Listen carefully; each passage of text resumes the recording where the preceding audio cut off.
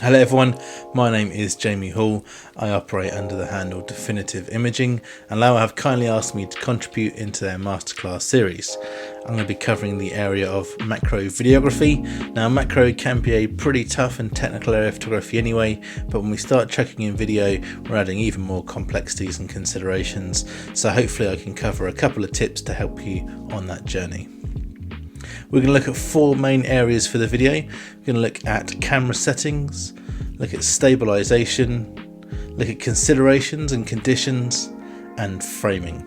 Hopefully with these tips it will give you enough tools in your arsenal to go out and start getting some great macro video.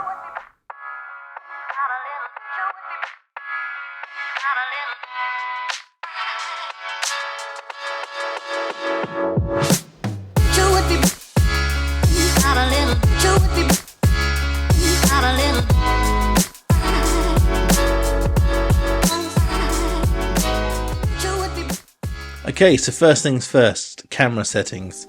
No matter what area of photography, you're always going to find that there are different sweet spots. Landscape, you tend to go a bit higher or a bit narrower on the aperture. Portraits, you tend to shoot a bit wider. And the same for macro, we have different sweet spots whether we're shooting photo or video. When we're shooting in macro, especially when we're getting sort of higher magnification and getting quite close to our subjects, we're going to have a really narrow depth of field. So what that is generally going to mean is if we can look to narrow our aperture, look towards somewhere like f9, f10, f11, depending on our light, it's really going to help us get a lot more detail and in that frame and a lot more detail on the subjects that we're trying to shoot. We're not always going to want that. There's times where we can shoot a bit wider when we're not really close to the subject, when the subject isn't really small, but as soon as we get very close to that subject or we're shooting something very small, we're going to be just looking at very out of focus foreground and background. So if we can look to narrow our aperture as much as possible, it will definitely help get us more detail in our images. That will depend a lot on the light that is available, and I'm going to cover that in some of the considerations and conditions. But if we are shooting in sunlight, for example, or it's very bright, middle of the day, we're going to have a lot of light to play with, so we can have more opportunity to narrow that aperture for sure. Another consideration for settings, obviously as we narrow our aperture we might be pushing that ISO up a little bit. We can get away with a small little increase in our ISO, you know, maybe 200, 400, maybe even 800 depending how it looks, but realistically we want to keep that nice and low so we're not getting too much diffraction or grain in our video footage. Other things we can do to help in that video footage as far as settings is concerned is shooting the highest quality video possible. We can shoot in 1080 and some cameras won't have the functionality to shoot in 4K, but if we have that ability then shooting in 4K is definitely going to be a good idea. It's going to give us an opportunity to crop into that image a bit more. So again, if we're further away and we have that higher aperture and we've got a bit more detail, it's going to allow us to come closer into that image so we can really start to blow up that subject a bit more. So it just gives us loads of opportunities for cropping in and just getting a bit more data for our buck. Another thing we can look at, again using sometimes in tandem with 4K if our memory cards and camera will allow it, but otherwise if we're just in 1080 we can look to shoot in a higher frame rate. So if we shoot at 60 frames, and we can shoot at 120 frames as well, but if we generally look at shooting 60 frames, that's going to give us an opportunity to slow down our footage. If we're shooting things like invertebrates or things that are moving quite quickly, it can be quite hard to track them. It can be quite hard to keep them in the frame for that amount of time because they're moving very quickly. But if we're shooting in 60 frames or 50 frames depending where you are, it'll give us that opportunity to slow that footage down and we will get twice as much footage. A lot of the movements from the smaller subjects and invertebrates and stuff like that can be really quick, so again slowing it down to that half speed will not only give us sort of more length in time, but it will just give us more time to appreciate the detail and the movement of our subjects during that video. Okay, so let's talk stabilisation. absolutely key for macro photography. We've got a couple of different options, but if we can make ourselves stable, it's really going to help. A lot of cameras nowadays do have some inbuilt sensor stabilisation, and that is going to help. It does mean that we can shoot handheld in some different situations. We can try and lean up against trees and lean up against other poles or benches or fences to try and get some of those handheld shots. But for the most part, we're going to struggle if we're not leaning our camera directly on something. So again, we can lean it on a tree or a fence. But if I don't want to spend a lot of time setting something up or having my tripod out, I'm most of the time going to have my camera set on the ground. When I was shooting peacock spiders in Western Australia recently, all of that stuff to a large part was shot with my camera sat on the floor, on the ground, with the subjects then at ground level. We can use other things to help secure us when we are on the ground. One of the things that I've seen a lot of photographers use, not just in macro photography, is a beanbag. Pretty simple piece of equipment, but it's just going to help us very quickly be able to stabilize that camera again on the ground and not have to get out our tripod and keep moving it. But it's also going to protect our camera from things like sand and dust and dirt and all those other things. So a beanbag is a really quick and easy tip to have in your backpack if you're looking to do a lot of macro video. Other methods of stabilization, we can obviously use a tripod. Now there are different attachments that we can have to a tripod. We have a sort of standard 3-leg tripod, and that will definitely allow us to get in to some areas to do some different types of macro video, but it's gonna hinder us a lot of time to get too close because of the footprint of the tripod against where we want to shoot. One of the things you can get is going to be one of these extensions. Now this will go onto the center of the tripod, and this then allows me to move my camera outside of the footprint of the tripod. So it just means I'm going to get a little bit close. If something's in a bush or on a tree, I've got that sort of maneuverability to come a little bit closer and again get a static camera angle and video of my subject. We can also use things like monopods. Monopods are again a really quick and easy way to stabilize ourselves. Tripods again can just be a bit cumbersome, carrying a bag, taking out the bag, but a monopod is just going to give us a really quick and easy way to get very stable, and it's going to give us a lot of flexibility for our video as well. We can then very quickly just flip out that one leg and we're going to have a pretty reasonable representation of stabilization for that video. So let's talk about framing. Macro is going to be really hard a lot of the time if we are trying to get like 100% fill of the frame on our subject, especially if it's something that's moving at all. On a spider, something that's sort of sitting there, we are going to have the opportunity to do that. Same with something like a mantis or something that's sitting there and eating its prey. We can often sort of fill the frame there and it won't be moving too much. But a lot of other things, you know, ants or ladybirds or true bugs, they're going to be moving around a fair bit. So trying to sort of fill the frame with those subjects is always going to be hard to try and track that focus, track them in the frame and keep it steady. What we want to do is try and involve some of the environment and look to shoot a little bit wider.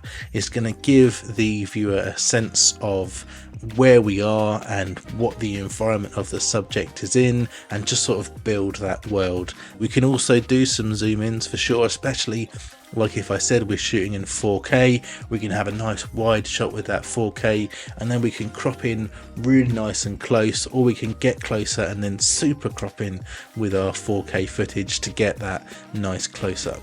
So in terms of framing, definitely a good idea to be looking to shooting a bit wider, giving our chance to crop in, but also building some of that world. In macro, we often have the opportunity that we don't have in a lot of photography to control our scene. We can really sort of add in a background, or we can change what the background looks like in terms of if we're pointing towards the grass, or pointing towards the bush, or pointing towards the sky. Or we can take color cards and we can sort of just use any animate object. So you can use our backpack if you want to get a black neutral background. If you want to do the opposite and get sort of crazy color, we can use things like microfiber cloths. I've also used things like this camo sheet that I used to lay on, which again will just help recreate a natural background.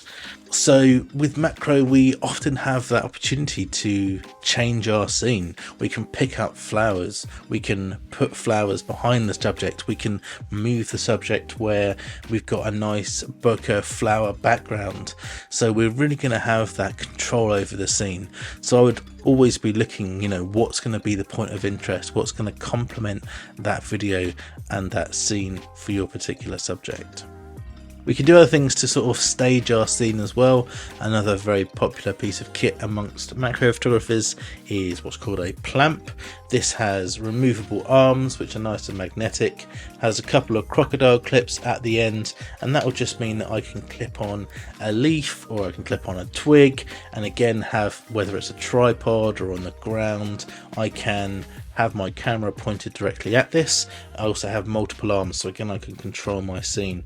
I can put something on the back through like so and have this on the background if I want that wild background, or I can again control what I'm having in the foreground and background with that plamp. So if you want to hunker down and spend a bit of time and get comfortable, then a plamp is a really good bit of kit for just having a bit of control over your situation.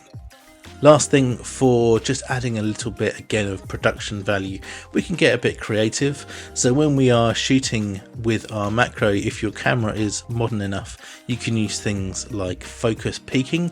Focus peaking will give us a on-screen live view of what's in focus, generally represented by color. Normally it's red, but you can on some cameras choose your color as well. If you don't have an auto-focusing lens, this is obviously a great thing to be leaning on. If we do have an autofocus lens, then we can use that, but a lot of the time, especially in macro, we're going to have a lot of different things coming into the frame that could make that autofocus jump around a little bit. So having control over our focus all the time is going to be really handy. So focus peaking is definitely a good little tool to use, and we can also then take that one further and add some production value by just spinning that focus ring, starting out of focus and coming into focus on our scene. If you've got a good view on the back of your live view on your camera, you should be able to go with that focus peaking quite easily from a fully out of focus image through to focusing perfectly on that subject. And that's just a really nice way to sort of intro or outro into a video, or to use for different transitions between different videos.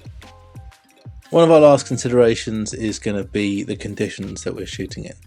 Most of the time it's going to be working around light. In an ideal situation, what we want is a sort of nice, good quality of strong light, and if we can help it, not being in direct sunlight. Direct sunlight is going to help us get sharper images, and obviously let us push that aperture in terms of getting a bit narrower, and it will be sharp, it will be good, but it's going to be very hot. We're going to get those sort of white hot spots, and it's just going to look quite harsh.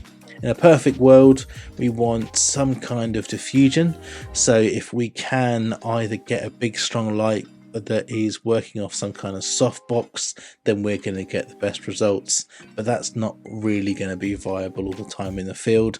But in studio settings, something like this, I've got two diffused lights here. If we have the opportunity to shoot not just inverts, but maybe something that is static or not moving, then we can certainly use that in a studio condition. Otherwise, if we have got sort of light cloud cover, that could be really good. We're not going to be able to push our aperture quite as much, but we are going to get a really nice soft light, and that is going to be sort of the best diffuser. Nature's diffuser is really a great time to be shooting in terms of just getting a nice, balanced and not too contrasty look on your video footage. Obviously, if it's very cloudy, really overcast, and we haven't got that light, we're going to struggle a little bit. And then we have to sort of manage the differences between the lights. So often, sometimes I will shoot in the shade, but then I need to think about what the background is. So if I'm shooting in the shade and the sun is hitting the background, I'm not going to have enough light on that foreground to really show the detail of what I'm shooting. So you kind of need to again shoot into a dark or a black background so that our exposure is right for our subject matter. We can shoot at night. This again is kind of a really good and interesting time to shoot. We're going to isolate our subject if we're shooting at night. Again, if we can diffuse our light source, it's going to help get some sort of softer contrasted edges. But if we're just using a torch or some kind of head torch, then we're going to have just the subject that's going to be really bright and in focus and really singled out and isolated with a black background. So shooting at night can be good not only for isolation, but also we're then going to just get most of the time calmer subjects. So as far as shooting things like invertebrates, they're just not going to be moving around as much, so it will mean that we can get more slower planned out footage, and we can really again glean a lot of bang for our buck in terms of how much time we should get the subjects in the frame. So although it's a bit more complicated and we're going to need some other light sources, nighttime in terms of wildlife shooting is going to be not a terrible time to try and get some shots. So I think that's a pretty concise and quick look into some of my top tips. Other things we can also think about is the orientation of our camera. Obviously a lot of videos now, Reels and TikToks are all going to be vertical and in 16:9. So that's sort of your main area of shooting, and it's feasible, then maybe think to shoot in 16:9 or 9:16 as it would be, to really again optimize the amount of pixels that you're going to get in your video. If you're getting a 4K video in vertical format, it's just going to give you loads of maneuverability to be able to crop into your video again. So something to think about in terms of the orientation and the medium that you're looking to do it. But hopefully they are some reasonable tips for starting out in some macro video, and thanks very much for watching.